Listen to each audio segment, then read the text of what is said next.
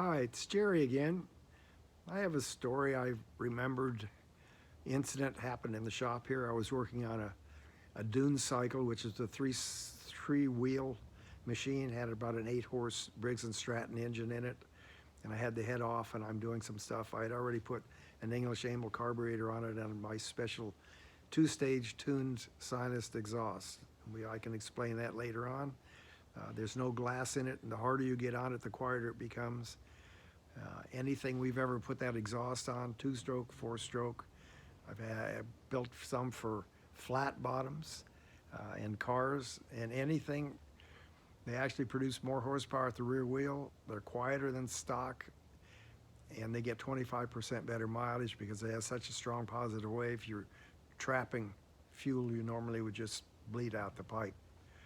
And so I'm working on this, and one of my old friends came in, and I try to mention these people, and I'm not a name dropper, but I had the pleasure of meeting Rollie back late 50s, early 60s through a friend of mine, Rod Tastian, who worked on 4Cam Porsche Carreras, RS 61s, the 4Cam stuff. And Rollie used to go over there all the time, and Rollie became a dear friend and used to come out here and go out and have a hot dog with the boys and all. And in fact, Rollie came 2 summers and he brought a friend with him, and his friend was Burt Monroe. Well, Burt's been out here twice, and if you ever saw World's Fastest Indian, that was a story of Burt Monroe. And just the way you saw Anthony Hopkins portray Burt Monroe, that's exactly how Burt was.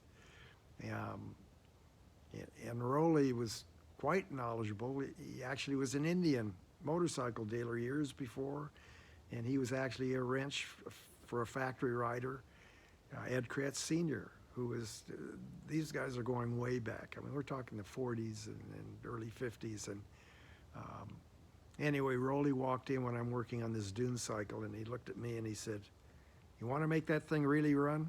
I said, "Rollie, I'm all ears." He said, "Right around where the exhaust valve is," he says, "you grind all the way around the back side because now it's maxed off." And on flatheads, you have to understand it's hard to get a lot of compression out of them because there's so much volume in the head. And he said, the little amount you lose, you will gain by flow. And so I did exactly what he said, and I put it together and put it all together, and my friend Buster took it out and he rode it that weekend in the desert. And I said, "Well, Buster, how'd it run?" He says, "I don't know, it got going so fast I had to shut it down. It scared the crap out of me." And so I figured it was all because Rollie telling me how to make it breathe, and I had stuff that it could actually go with it, and it could breathe as far as the engine wanted to go.